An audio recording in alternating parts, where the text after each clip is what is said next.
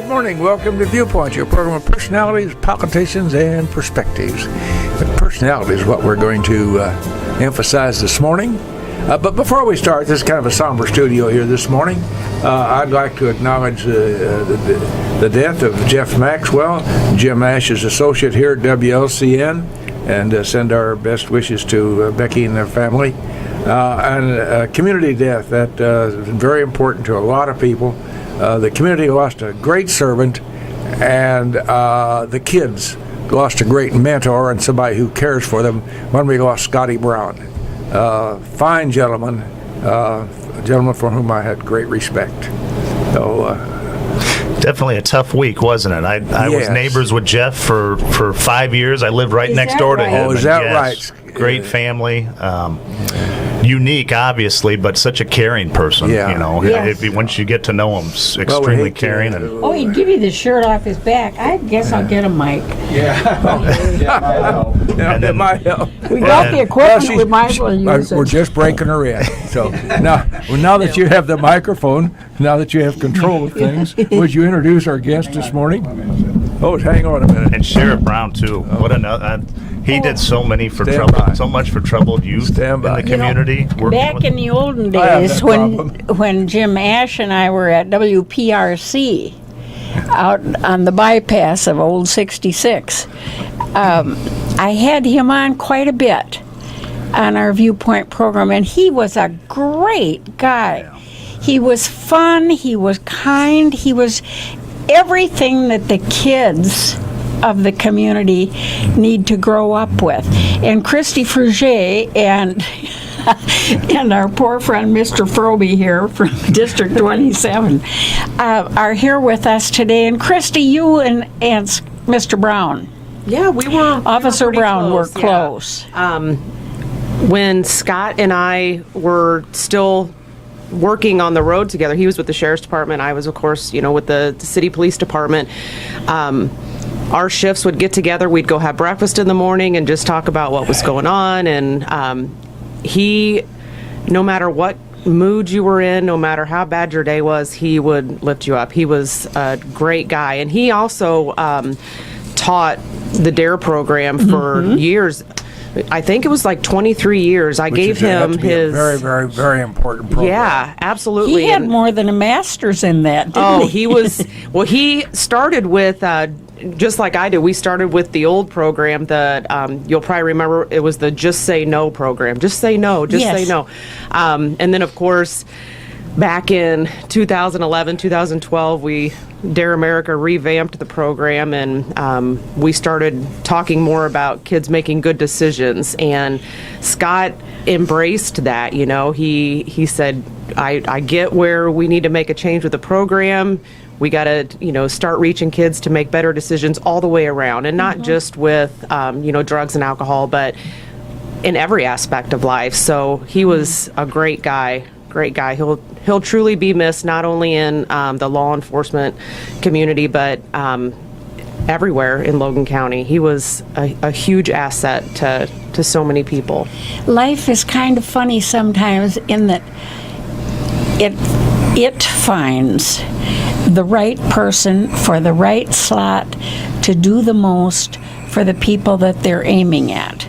And he, and now you, are certainly that person for District 27. And we thank you for that. Maybe, Mr. Froebe, I'm very nuts about you.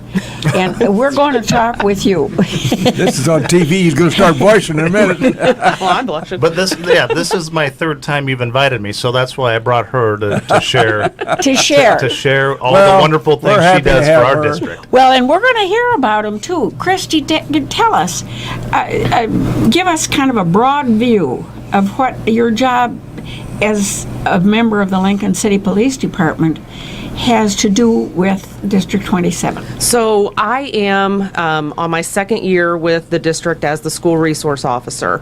Our job, I call it a job. It's because that's what it is, but it's so fun. It's like my hobby, I guess, is building relationships with our youth, and that is so important this day and age, I have so many kids that on a daily basis will come up to me and just want to talk about what they did over the weekend, or just want to talk about, I got in an argument with my mom, and tell me your opinion on this, and Really? and just to have another outlet for them to come talk to me, sit in my office, tell me they're frustrated about something, and just to have me listen, I think is just huge for these kids. And then I'll run into parents later, and they'll say, "Oh, you're the officer that's at the schools. My son or my daughter just loves you." And It's a huge thing for the community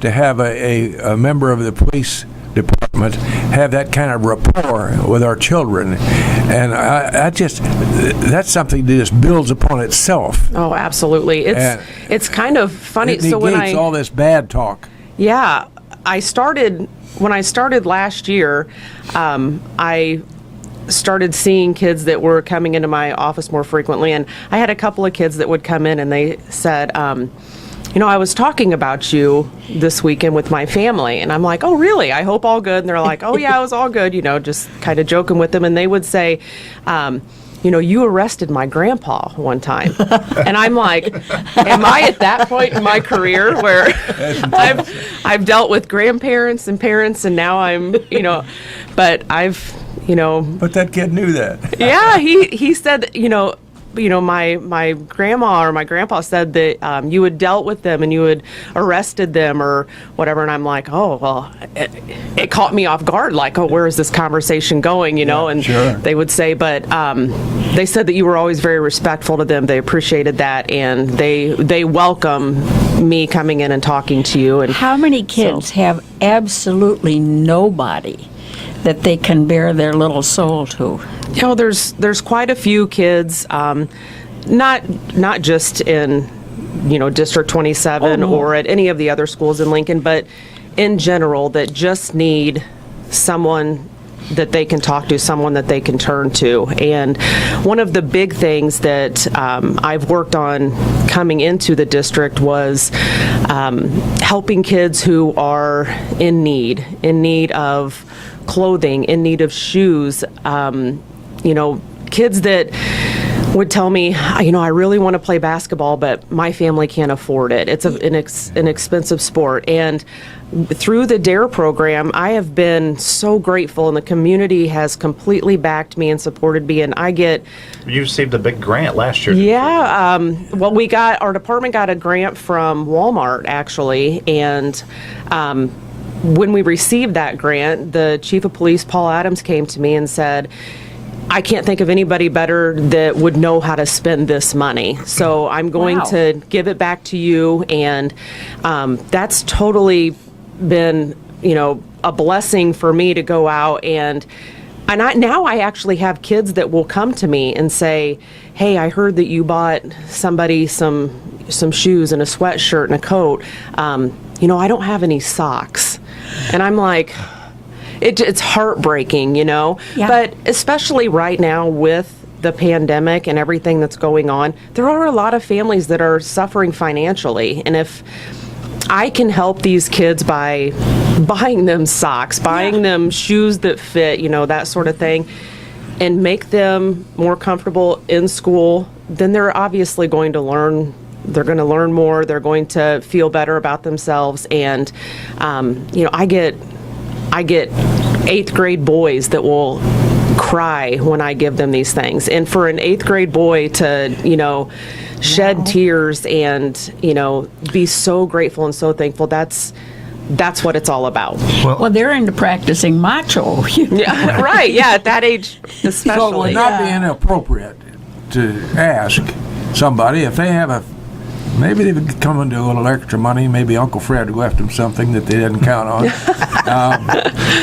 To remember that DARE can be a charity as well as the Wounded Warrior, the Cancer Fund, or anything like that. Absolutely. So if somebody wanted to send a check to help DARE, how would they do that? Yeah, just to the Lincoln Police Department, and there you are. They can just put for the DARE program, and I'll get the check, and it goes into its own account, and we wait for for times that we need it, where we can give back to the community. And I've sponsored kids that want to play in sports that their families can't afford the shoes and the warm-ups, and and it does get expensive.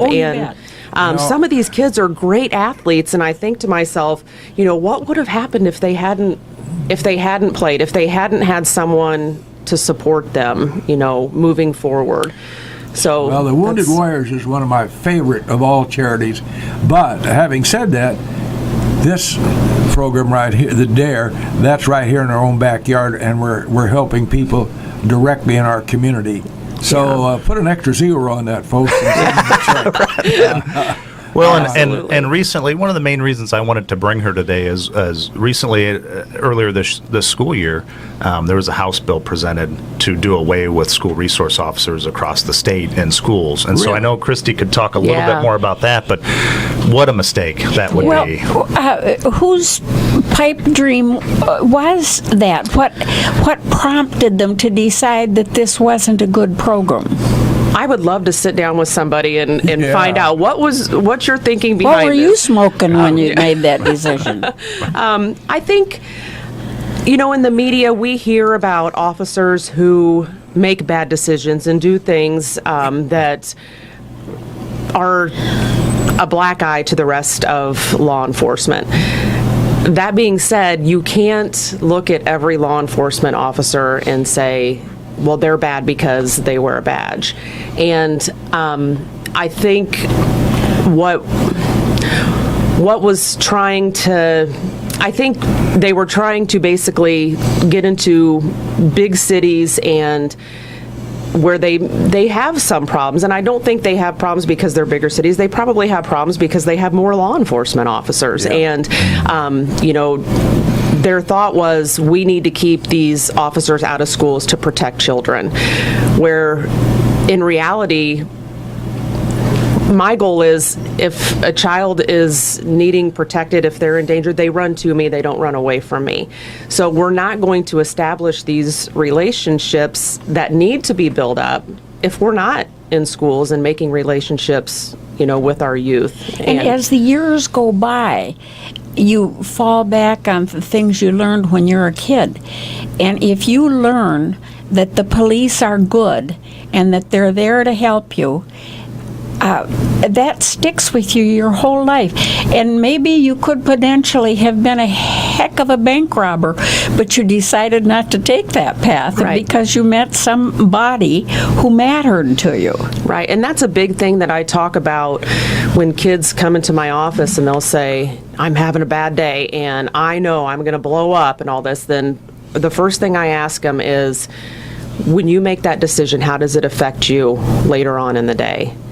And I always get that pause, and I'm like, okay. Didn't think it through, did they? Right. My mind is churning. I'm thinking about this.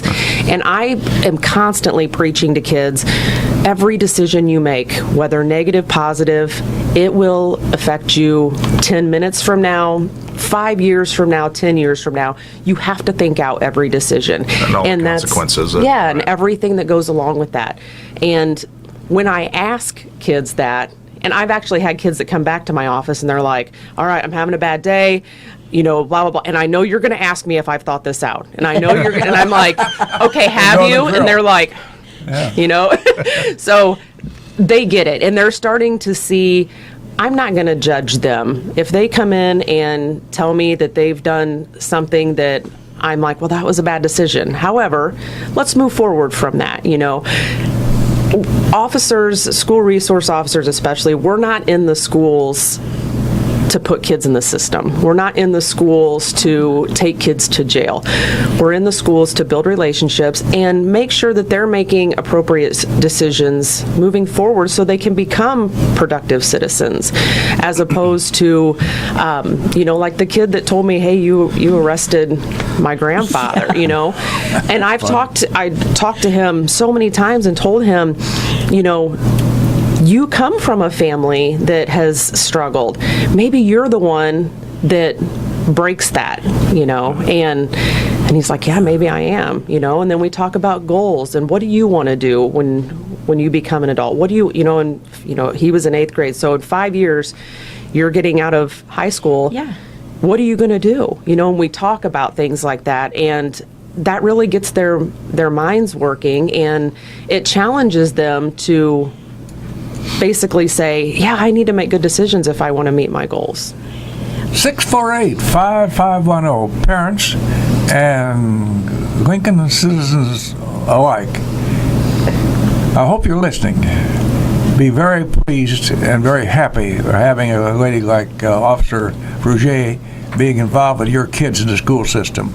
There's a direct spin-off from that, and it can only be positive.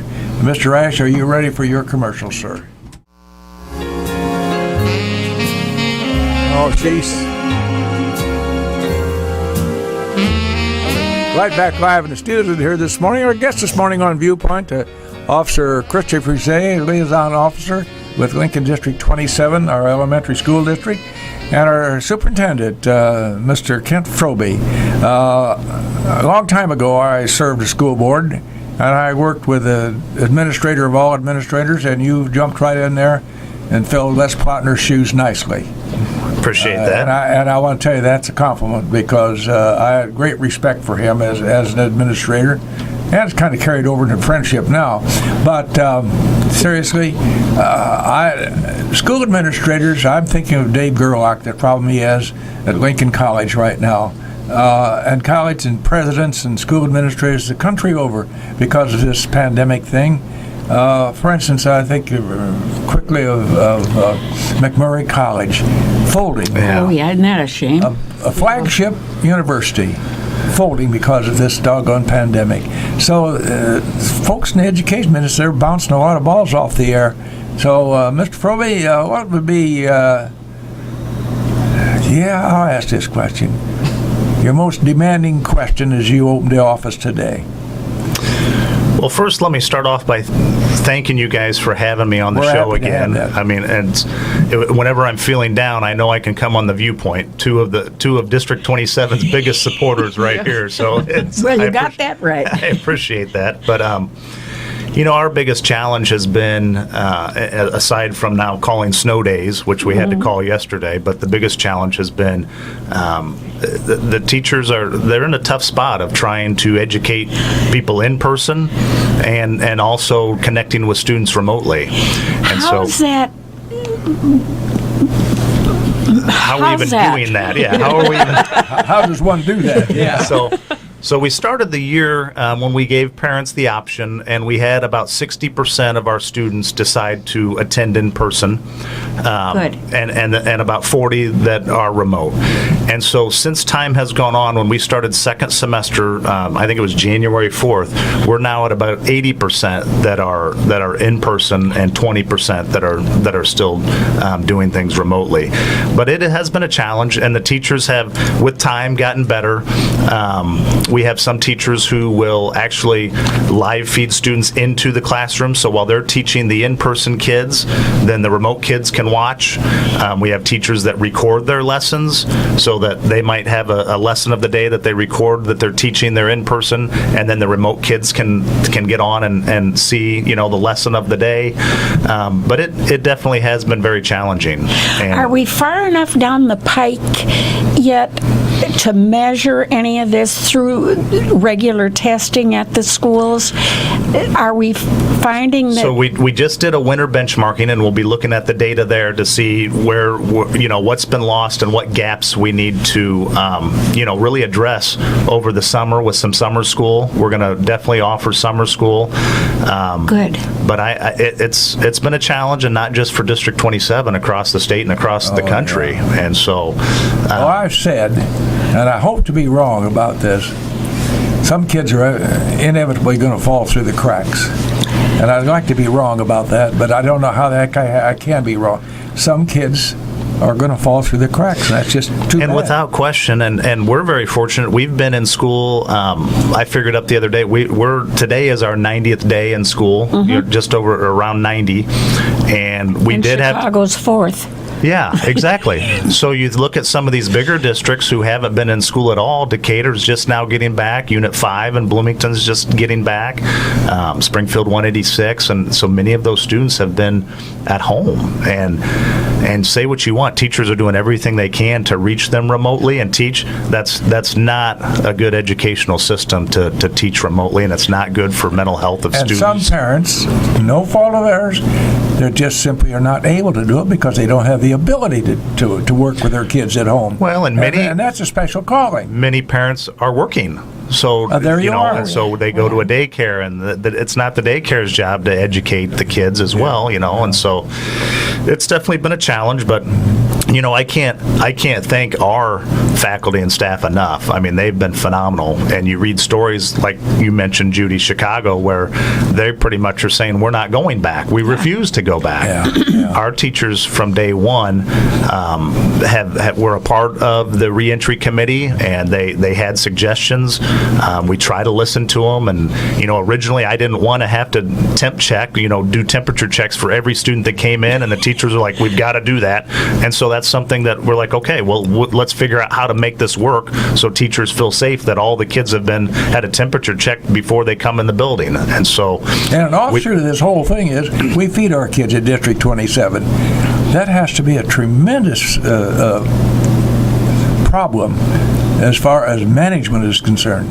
And for instance, it's like these folks in the small restaurants. How in the world do they know how to order, especially produce and things like that?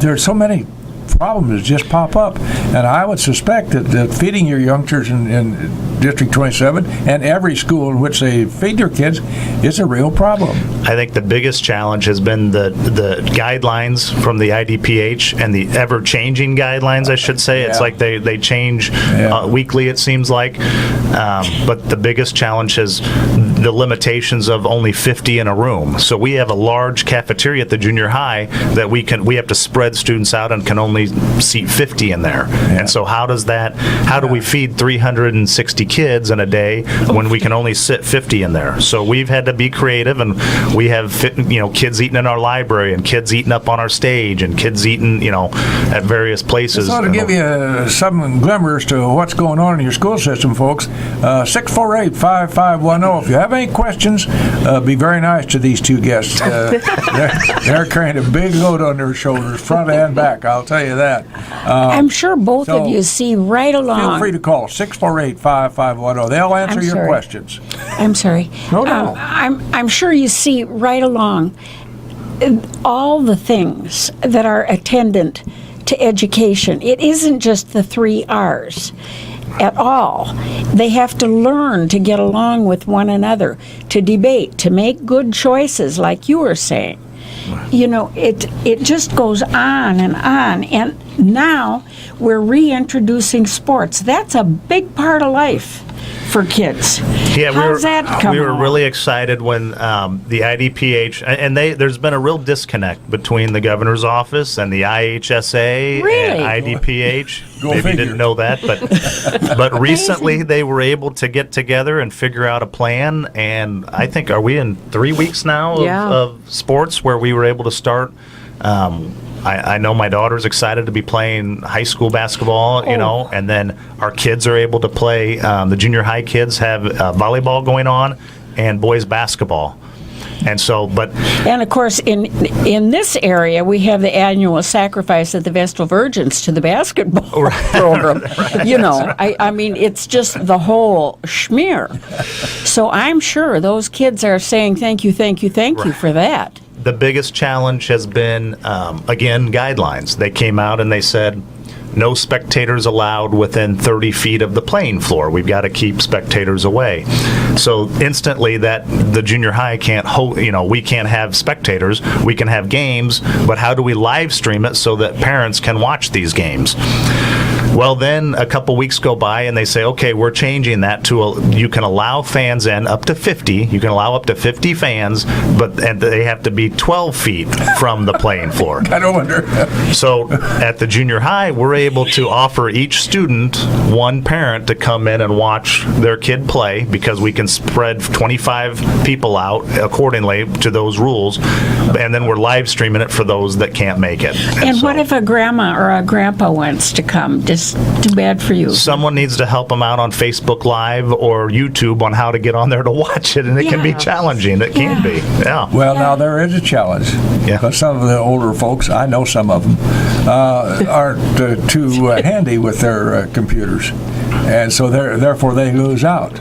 Correct. Unfortunately, that's, It's not just the older folks, because I was actually texting with Kent's wife the other night. We were trying to log on to watch You mean our one of daughters. those great athletes? Yeah, we were trying to log on to watch our daughters play, and she's like, try this link. And I'm like, okay, well, I got this link, and you try this link, and none of us could get it. And it's frustrating. Every school's for everyone. different, and some schools have purchased a program where you then have to pay to be able to watch the kids play. Is And that that's- right? Yeah. So it's wrong. It's Yeah. kind of a challenge. It's a whole new world, Kent. It really is. Tell It us is. about the COVID shots. Are you the school district involved in administering those shots, sir? Yes, and first and foremost, I need to a huge kudos to Don Cavia, his leadership at the health department, and we work regularly with Mary Anderson and Kara Davis and Faye Allison.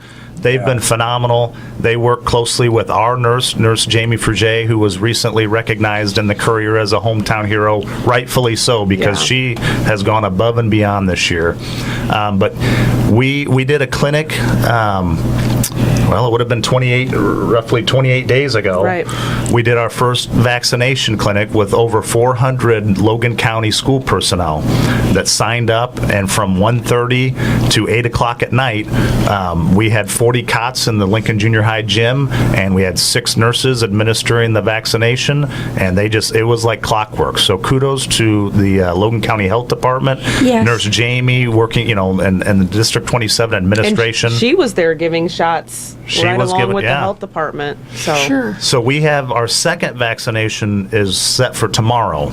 So we're excited to get that. We've heard that we're hearing the second shot, there could be some minor complications, a headache or a Or there nausea. could not be. Or there could not Right. be. The problem is you only hear about the ones that have minor issues. Of but course. I'd like to stick in a quick word for those of us who live at the asylum. Oh, I meant the Christian nursing home. The administration, management there have done a great job. We've all had our first shots. We have the second one on the schedule, and it was all seamless, and they just worked at it, so all us old people go in there and sit around and chew the fat, and first thing you know, we get stuck, we go back home. It's been seamless, and they've done a great job, so I just doff my hat to the folks at the Christian Village for what they did. These shots, some people, I have a very dear friends who are a little concerned about taking the shots. Well, that's just a matter of what you feel personally. Right, and you might have an 8-hour slight fever, and that, believe me, I watched my wife go through COVID, and you'd rather have an 8-hour deal of a slight fever than dealing with 6 to 7 days of not being able to get out of bed or worse conditions. I just had a grandson finally get out of the hospital and off oxygen with this stuff. It's nasty stuff, yeah. Yeah. Theoretically, young people aren't as apt to catch it. Have you been stricken by it at the school district? So we have had to date 35 positive cases across the district, and that's students and adults. And both. when you look at our numbers comparative to other communities, I would say that's actually pretty low. And so, Well, you must be practicing good hygiene. well, then. I would say that Decisions. yeah. I would say that our principals and our faculty and staff are doing a good job of making the students wear their masks. We spread them out. We're following all the rules to a T as best we can. And so, Because that's knock on on balance, wood, we have an excellent staff. Just, you're blessed to have a bunch of good teachers and workers in the District 27. So that helps you do your job. My fear is when does this end? Are we quarantining kids next year because we have a student that comes down with COVID? I mean, I know that's looking into the future, but I wish this would all just go away. Well, it just came out of the blue, and I think actually on balance, we're trying very hard, and I think we're meeting some of these goals. The first thing was the only thing they could think of was the masking. Well, people pretty much bought into it. Now we've moved along. My wife likes it better that way at home. It's a muzzle for you, isn't it? Huh? She's got me muzzled. But now we're moving along to the vaccines. And back to you, Ms. Fruge, about making decisions. Some people make a decision not to get it. Some people decide to get it. That's up to them. But we are offering options, and people are learning to wash their hands all the time and to be a little smart about this, take advantage of the advances that we're making. And surely by next year they'll come up with even more. Yeah, and I think that it just is. They just keep progressing and figuring out how to best handle the different variants. And Sure. I've heard discussions of maybe a booster shot that we'll have to get in six months or a year. That won't kill you. No. So, but we had about 70% of our faculty and staff agree to go ahead and go through with the shot, which I thought numbers Good. were pretty good. And so Probably higher than normal. higher than I fact. thought. I thought it was higher than what I had anticipated, and so that was great. We did decide to take Friday after the vaccine off, just in case we did have some that came up with a slight illness or whatever, that we weren't struggling to man our schools. Well, you're still ahead in class time, ahead of Chicago, so without don't be nervous yet. Right. So, Mr. Froebe, tell us a little bit about your background before you came to District 27, sir. So I taught and coached in a little town, Morrisonville, Illinois, just south of Taylorville. I'm not sure if you know where that is or not, but it's about 1,200 population, and Good place to get your feet in the stirrups. it was, and so I was a varsity boys basketball coach and athletic director there for 5 years, and I wanted to get into administration. I think my wife was nudging me to make a little bit more money and be home. I tell you That what. always helps. I tell you what, the AD job is a time-consuming job. So if you, and especially this year during a pandemic when you're scheduling on the fly, but I was away, it seemed like every night supervising or coaching, and it got to be to where it's like, okay, I need to figure out a different path here. And so I chose to go into administration, and I've enjoyed it ever since. I was hired by Kurt Nettles and Kirby Rogers here when I first started out as an assistant principal, and then Kurt left town, and so I stepped into his role. I think I was 27 as the principal at Lincoln Junior High for 7 years, and then they asked me to step into the superintendent role, and I have really enjoyed District 27, and I've really enjoyed raising my 4 kids in Lincoln. So. I think that's Well, been a and good being marriage. home with them. And right, I do get to spend more time with my kids, and so that is. Well, that certainly is shown too. We got some great kids, not only athletes but students too. I might kind of they got that from their mother. Well, you're a nice big boned fellow. I bet the kids listen to you, don't they? Yeah, my kids listen, and at the junior high, I hired even a bigger gentleman than myself, so he was the scary man, and I got to be more That's of the impressive. right. So I was. I'm sitting here thinking, I'm wondering how many people my age can remember every one of their elementary school teachers, and I can name them off right here, starting with kindergarten. I went to kindergarten. Of course, that wasn't a part of that. Was a private enterprise, not a part of the school system at all. The lady's name was Halloween. That was her given name by her folks. She was born on Halloween. Well, that's So they just named her wrong. And her Oh, folks man. gave her that name. That And is she was so stuck with wrong. that for life. Oh, man. Aren't you glad you're Jim instead of Halloween? I think I'd go by a middle name, don't you? Yeah. Ufta, yeah, I think so. Or go by Ufta even. I suspect here we are in the month of February, and I would be very surprised to know that you aren't planning well ahead for the ensuing academic year starting next September. We are, yeah, and that's what the big discussion right now. There's a lot of ifs on that. There's a lot of ifs, Yeah. but the big discussion now with the administrative team is about summer school. How do we get as many families involved in summer school as possible to, like we discussed, to kind of bridge some of those gaps, because there are going to be some learning gaps that we're missing out on this year. It's scary. And so we're looking at having an in-person as well as then continue remotely for a few days a week through the summer if kids want to participate in that, and if families want to participate. So we're always looking for ways to help the kids out. I think summer school will be a big one.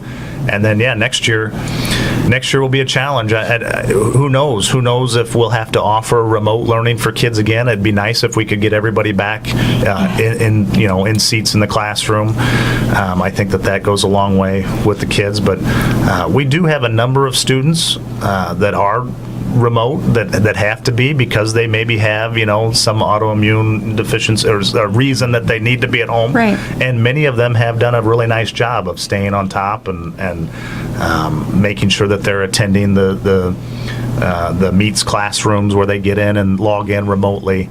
But unfortunately, as you probably are aware, we do have quite a few that have done little to nothing. So then the discussion is, what do we do with these 15 eighth graders that have logged in just hardly at all year? What do we do with them? What do we do with the second grader who has been lost for a while, and we've tried to reach out to them a number of times, house visits, everything else, but we can't get them to work remotely. How do we reach them? And so that's been the discussion, and that's the challenge as well. So Now, can they have it both ways? Can you, for instance, be a remote learner, if that's the term, and play basketball? Actually, yes. You And so can. the state, that's mandated by the state. I think the high school was going to be adamant that, and we were still discussing, but I know that the high school was going to be where you have to be in person to be able to play, and the state came out and said, no, anybody can still participate if they want to. If they're a remote learner, they can still come in and participate in extracurricular activities, which not everyone agrees with. But Now, Officer Fruge, you're working with a real good chief of police here I in am, Lincoln, yeah. Illinois. I presume that he's in close contact with you and in communication regarding your position and how you are working with District 27. Yeah, I meet with him once a week, once every couple weeks, let him know how things are going, if I have any concerns, which I normally don't. But he's a good chief in the where he doesn't just check on me, he checks on all of his officers and makes sure that, we're doing what we need to be doing to stay safe. We're front line when it comes to, this pandemic, and if we get called to someone's house and we know that someone in that house is positive, we can't just say, well, we've got to social distance from them. We're right there. So the times that the district went remote, I worked back on the streets, but kind of stayed a little bit distant from the front lines because my goal was to get back into the schools. When it was time, I wanted to get back in and, make sure that I was doing the job that I needed to do. So if it was necessary for me to go and help an officer, whatever, I did that, but it was kind of keep me out as much as possible. Back up a little bit. You know, Judy, I suspect that Joe and Josephine Smith, Mr. and Mrs. Average America out there in Lincoln, don't really realize what a great police department we have in this administration, and also our county sheriff's department. We're just lucky to have the administrators that we have there. And I'm not driving fast, so I'm not trying to avoid a ticket. No, seriously. And I've often said, Kent, that, and I say again with meaning, that we have a great staff at our Logan County Courthouse. We've got some good county officers that serve And well. I worked closely with Chief Adams in the transition of Jefferson Building to the police station. Oh, and yes. so, and which, if you haven't visited, it's they really did a nice job with that Good. building.